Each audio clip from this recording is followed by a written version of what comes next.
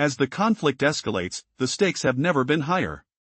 Russia's reliance on long-range drone strikes in Ukraine has become a lifeline, especially as its ground forces falter.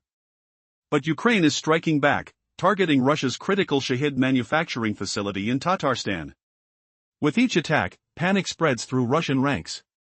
Why is Russia resorting to desperate measures, erecting makeshift towers of despair to protect its drone production? These towers, equipped with Panzer S-1 air defense systems, symbolize a frantic attempt to shield the Yelabuga plant from relentless Ukrainian assaults. The air is thick with tension as agents from the partisan group Atesh infiltrate the facility, feeding vital intelligence to Ukraine. The sound of explosions echoes in the distance, a grim reminder of the ongoing battle. On April 23, Ukraine launched a daring strike, sending a long-range drone nearly 930 miles to hit the Yelabuga Special Economic Zone. The resulting explosions were a wake-up call, proving that Ukraine could reach deep into Russian territory. Just days later, another drone attack followed, shaking the very foundations of Russia's drone production capabilities. But why are these towers of despair so crucial? The Panzer system, designed for mobility, is now static, a clear sign of desperation. With radar capable of detecting 36 targets simultaneously, it seems like the perfect solution against drone swarms.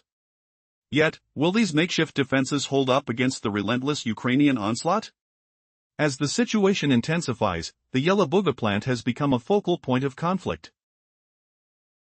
Ukraine's determination to cripple this facility is evident, with multiple strikes in just a few months. The air is charged with anticipation. Will Russia's defenses hold, or will Ukraine's drones continue to rain destruction upon the Shahid factory? The answer lies in the coming days, as both sides prepare for what could be a decisive moment in this ongoing struggle. The tension is palpable, and the world watches closely. What will happen next? The fate of the Yelabuga plant hangs in the balance, and the next strike could change everything. As Russia ramped up efforts at the Yelabuga drone facility, confidence surged within the Kremlin. The factory is not just any production site, it's the heart of Russia's assault drone operations, and a pivotal part of its intensified offensive against Ukraine. Picture this, a sprawling complex of buildings rising rapidly, new dormitories sprouting up alongside production lines. What's fueling this frenzy? A desperate recruitment of youth, even minors, lured into the high-stakes world of drone assembly. But is this growing workforce truly a sign of strength, or is it revealing a vulnerability behind the facade? Imagine the buzz of machinery and young voices filled with a mix of hope and trepidation. These workers are not just assembling devices, they're contributing to a war machine intended to rain chaos across Ukrainian cities. The infamous Shahid 136 drones, designed by Iran, have become the backbone of Russia's aerial strategy. Capable of reaching speeds of 115 miles per hour with payloads that can devastate urban landscapes, they symbolize Russia's willingness to escalate its tactics. Yet, could the rush to deploy these drones ultimately backfire? In stark contrast to last year, July marked a breaking point with a staggering 6,297 drone strikes, including an unprecedented number hitting Ukrainian targets, an 800% increase. The air buzzed with urgency as sirens screamed in Ukrainian cities. What does this spike really signify for the future of the conflict? The Institute for Science and International Security has suggested that Yelabuga could soon house over 40,000 workers. But are these thousands destined to produce victory or failure? As each drone slips off the assembly line, do they inch closer to overwhelming Ukrainian defenses, or are they merely assembling a ticking time bomb of their own? With each strike, the dimensions of this conflict are morphing. While Russia bolsters its capacity, Ukraine adapts and evolves its own strategies. The question looms, in a race to arm themselves, who will ultimately outmaneuver whom? The construction at Yelabuga is rapid, but will it be enough to outpace the resilience of its adversaries? The stakes are rising, and every drone launched carries the weight of fate with it. What unfolds next could change the trajectory of not just a single battle, but the entire war. In the previous segment, we explored the hasty construction of makeshift towers at the Yelabuga drone production facility, where a Panzer air defense system was hastily mounted. This desperate move by Russia reveals the urgency of their situation. But what exactly is the strategy behind elevating the Panzer? The intention seems clear: by raising the Panzer, it gains a better vantage point, potentially allowing it to intercept incoming drones that might otherwise evade detection. On paper, this sounds like a clever tactic. The Panzer S-1, known as the SA-22 Greyhound in NATO terms, is a formidable self-propelled anti-aircraft system. It combines both missile and gun capabilities, making it a versatile choice for air defense. Equipped with surface-to-air missiles that pack a punch with 44-pound high-explosive fragmentation warheads, the Panzer boasts a hit probability ranging from 70 to 95%. However, the exact figures are often clouded by Russian propaganda.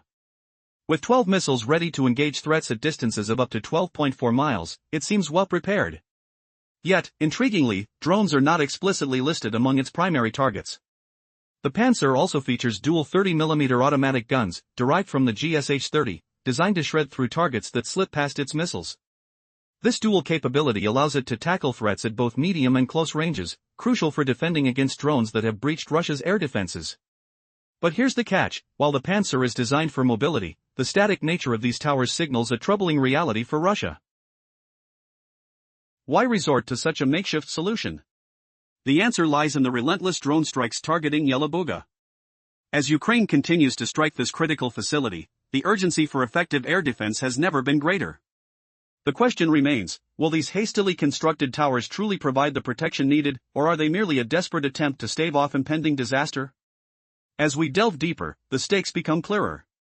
The Yelabuga plant is not just another military target, it's a linchpin in Russia's drone production.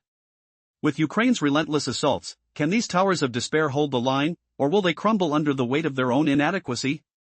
The tension mounts as we uncover the next chapter in this high-stakes game of aerial warfare. As Ukraine intensifies its drone strikes against Russia's key military assets, the situation grows more desperate for Moscow. The Yelabuga plant in Tatarstan, a crucial hub for producing weaponized Shahed drones, has been battered multiple times, leaving it teetering on the brink of collapse. But here's a chilling question: can makeshift towers of despair really protect such a vital facility from continued assault? This is the pressing dilemma as reports surface that Russia is resorting to unprecedented defensive measures, including hastily built towers with Panzer air defense systems, in a scrambled attempt to stave off drone incursions. In a striking admission, the partisan group Atesh asserts that no improvised defenses can thwart Ukrainian drone attacks. The atmosphere is charged with tension, filled with the distant hum of drones and the looming threats perceived by Russian authorities. Atesh warns, for every Shahed launched, retribution will follow. This reveals a game of cat and mouse being played in the skies, where every move is not just strategic but urgent. Is Russia truly prepared for the backlash that's bound to come? Questions hang in the air like smoke after an explosion. Will the Panzer units live up to their reputation? Despite grand claims about their capabilities on paper, real-world performance tells a different story. The Panzer systems have previously faltered, falling prey to the very drones they were designed to intercept. This was starkly evident in March when Ukrainian forces dispatched Dart's 429 drones, successfully destroying 4 Panzer units. As we dissect the scenario, imagine the sound of missiles firing, the abrupt silence that follows, broken only by the crackling of flames consuming a once mighty defense system.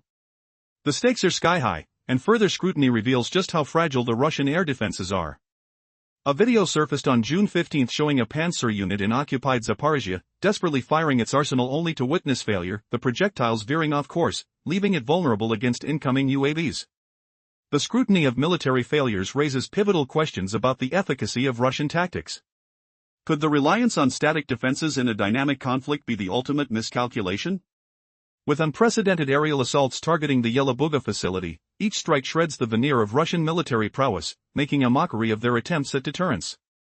By August, more notable attacks dismantled critical Shahed storage facilities, igniting fears in the Kremlin as they scramble to safeguard their interests. Has Yelabuga become a symbol for Russia's unraveling strategy? September has brought about a seismic shift on the front lines of the conflict as Ukraine's long-range strikes continue to devastate Russia's Shahed drone production capabilities at the Yelabuga facility. The relentless assaults began in April, when Ukraine's advanced long-range drone made a bold 930-mile journey into Tatarstan, delivering a message that echoed through the Kremlin. Powerful explosions ripped through the air, shaking the very foundations of one of Russia's key military assets. The floodgates of warfare had been opened, and Ukraine was not finished yet. Just 3 days later, Ukrainian drones struck once more, showing remarkable precision. Then came May 26, when the night sky over Tatarstan was lit by explosions, leading to a frenzy of air defense activity and even temporary closures of the nearby Nizhnekamsk airport. Residents lived in fear and awe. Could this be the new normal? The lines of battle were blurring. Ukraine had successfully created air corridors into enemy territory, allowing them to strike deep within Russia, and they showed no signs of backing down. On June 15, the Kyiv Independent reported yet another wave of drone strikes targeting Tatarstan, causing casualties that sent shockwaves through Russian ranks. Rustem Minikhanov, the region's governor, claimed lives were lost, yet these assertions are often shrouded in the fog of war. Russia boasted of intercepting every incoming drone, but debris littered Yelabuga, igniting fires that betrayed their claims. Just debris? What a convenient excuse. It screamed the truth: Ukraine was hitting its targets with deadly accuracy. Fast forward to August, where the air still crackled with tension. The Ukrainian Secret Service launched a successful strike against a storage facility packed with Shahid drones and components, proving yet again that the heart of Russian military production was vulnerable and exposed. The stakes were rising, but what could possibly motivate Ukraine to keep hammering this single facility? How much longer could Russia maintain its facade of invincibility? The answer lies within the nerve-wracking urgency ringing through Yelabuga. Amid these assaults, desperation has gripped Russia, leading to the construction of makeshift towers of despair equipped with Panzer air defense systems. But what does desperation smell like? It reeks of fear and uncertainty. As the drone strikes continue, will these hastily erected defenses be enough to protect Russia's crumbling defenses? The future seems grim for the Kremlin's overseers, with one question increasingly haunting their dreams: can they truly withstand the onslaught that seems to be just beginning? As the intensity of drone strikes ramps up, the stakes in the ongoing conflict are higher than ever.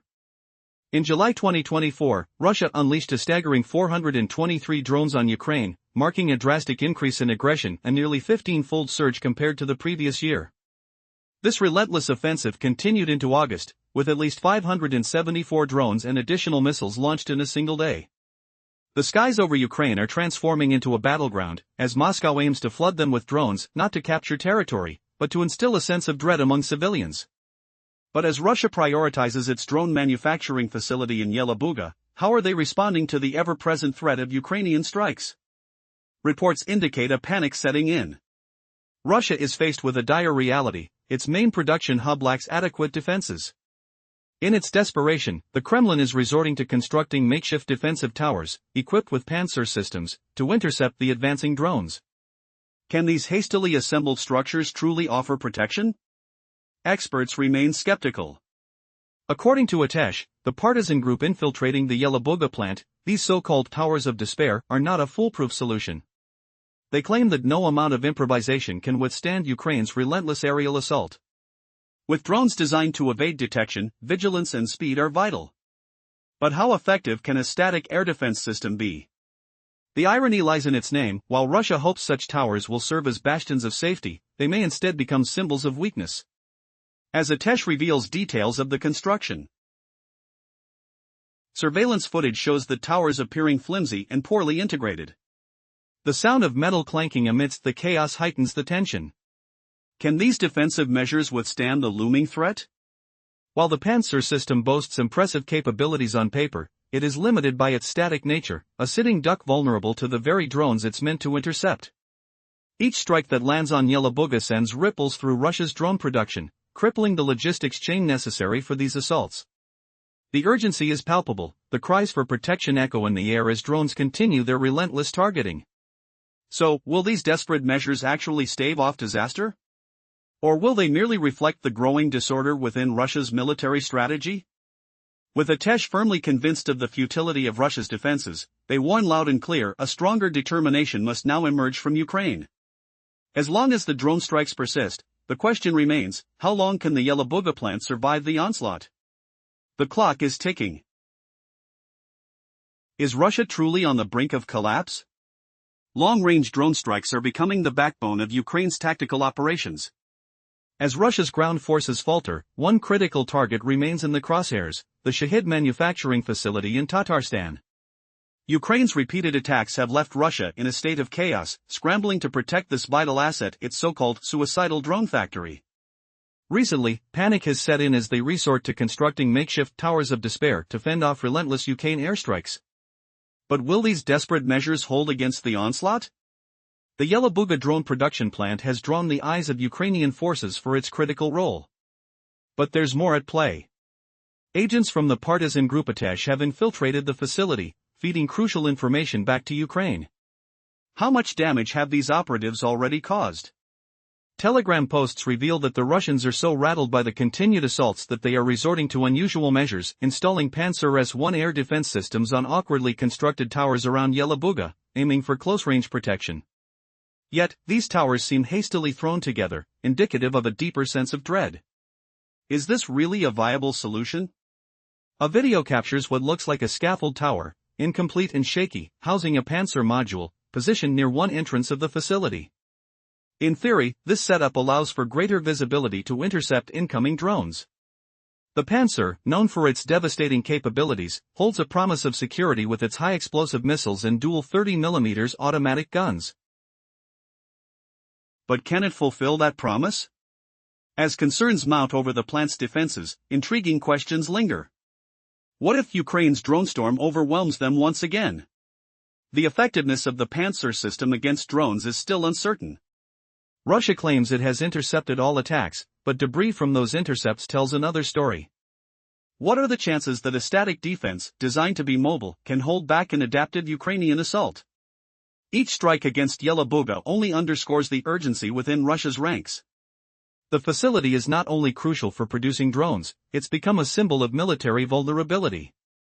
As the pace of strikes escalates, one has to wonder, will Yelabuga emerge as the final nail in Russia's military ambitions? Russia's reliance on this one facility grows ever riskier amidst Ukraine's persistent attacks. The desperate construction of air defense towers signals a moment of reckoning. Can these new fortifications even hope to stop a drone swarming from a determined adversary? With the stakes higher than ever, Ukraine's drone warfare and Russia's precarious countermeasures raise incredible tension. As the world watches closely, the battle for Yelabuga could reshape the conflict in unimaginable ways. What unfolds next may very well tip the scales of power forever. As the conflict in Ukraine escalates, the stakes have never been higher. Russia's reliance on long-range drone strikes has become a lifeline, especially as its ground forces falter. But Ukraine is striking back, targeting Russia's critical drone manufacturing facility in Yelabuga, Tatarstan. With each attack, panic spreads through Russian ranks. Why is Russia resorting to desperate measures, like building makeshift towers of despair? In a shocking twist, agents from the partisan group Atesh have infiltrated the Yelabuga plant, feeding vital intelligence to Ukraine. Imagine the tension in the air as these agents watch, waiting for the perfect moment to strike. On August 26, Atesh revealed that Russia is scrambling to protect its facility by erecting towers equipped with Panzer S-1 air defense systems. But can these hastily constructed defenses really stop the relentless Ukrainian drone strikes? The Panzer system, designed to intercept aerial threats, has a mixed track record. With a supposed success rate of 70%, doubts linger.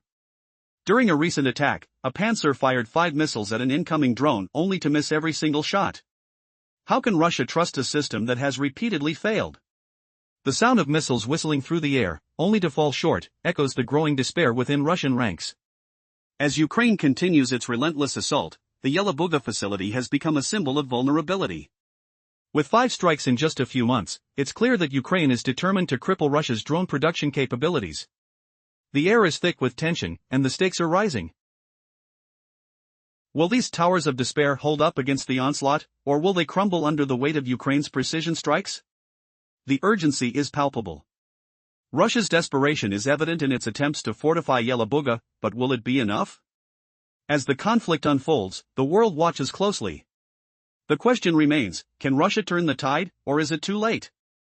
The answer could change everything. In the relentless chess match of warfare, Russia's reliance on Panzer air defense systems has exposed a glaring vulnerability. While these systems have been designed to intercept threats, mounting them on makeshift towers seems like a desperate move for safeguarding the Yelabuga drone production plant. This facility, suffering multiple strikes from Ukrainian forces, has become a high-profile target, with Russia scrambling to protect what remains. But how effective are these towers really? Imagine the panic reverberating through Moscow as reports confirm that Ukraine's drone strikes have not only damaged the facility but caused a strategic upheaval. With Yelabuga's production ramping up, turning it into a larger target, any miscalculation could spell disaster. Is it wise for Russia to prioritize this singular facility while Ukraine successfully targets oil and gas pipelines, crippling Russia's resources and funding? The answer hangs in the air like an unanswered question, tantalizingly close. As the stakes rise, the resilience of Ukraine's offensive strategies casts a long shadow over Russia's defenses. In an era where precision matters, can the hastily assembled panzer towers repel the evolving drone threats? The military landscape shifts dramatically, and every failed attempt deepens the sense of impending doom for Russia. A shocking revelation awaits. What if these towers become a mere facade, unable to hide the broader weaknesses in Russia's military strategy? Stay tuned. The next moves in this high-stakes game might just redefine the balance of power. Will Ukraine deliver the knockout punch? Or will Russia find a way to fortify its crumbling defenses in time? The answer lies just beyond the horizon. In the midst of an intensifying conflict, Ukraine's drone strikes resonate deep within Russia's troubled defense structure. Recent reports reveal the chilling effectiveness of Ukraine's military actions. On August 9, the Ukrainian Secret Service executed a targeted strike on a significant Shahid storage facility in Tatarstan, crippling production capabilities vital to Russia's military campaign. This operation marked yet another bold move in Ukraine's relentless mission to neutralize threats from the skies. Did you hear about the secretive buildup of Ukraine's drone expertise? The Yelabuga site, once a stronghold of Russian military manufacturing, has endured relentless assaults. With 5 successful drone strikes in as many months, the facility stands like a punch-drunk boxer, struggling to remain on its feet under the battering it has received. Each attack serves as a stark reminder of its jeopardized position in this escalating war. The air defenses that were meant to protect Yelabuga appear ineffective, prompting Russia to construct towers of despair for protection, equipped with Panzer air defense systems. But is desperation the best strategy? Interestingly, these towers symbolize a fractured sense of security, their hurried assembly highlighting Russia's panic. The effectiveness of these defenses remains highly questionable, as Yelabuga continues to be a prime target due to the sheer volume of Shahid drones it produces, over 5,000 in just 9 months of 2024 alone. The site has become synonymous with vulnerability, despite Russia's attempts to repurpose its operational capabilities. Have Russia's ambitions within this war blinded them to real vulnerabilities? In July, amidst the chaos, state propaganda took a bold step by showcasing the Yelabuga facility on national television, an attempt to foster pride amidst its failures. But what they didn't anticipate was the adverse effect of unmasking their vulnerabilities. Ukrainian forces knew their targets intimately, thanks to infiltrators within the plant, feeding critical intelligence for strikes that have rendered Yelabuga a shadow of its former self. How long before this proud production facility becomes completely incapacitated? Calls of alarm echo through Russia, as Yelabuga is increasingly recognized not just as a military target but as a linchpin in their defense strategy. With each attack, Ukraine inches closer to dismantling a key element of Russia's operational capacity. Confident in their strategic advantage, Ukrainian forces are poised to continue their relentless pursuit, shifting the battlefield's momentum. Can the towers of despair really hold against a tide that refuses to subside? As drone strikes illuminate Russia's weaknesses, the shadow of uncertainty looms larger. Will these makeshift defenses be enough to shield their critical assets? The stakes rise as Ukraine tightens its grip, leveraging every success into a crippling blow against the Russian war machine. The battle for the skies has just begun, and it could change everything.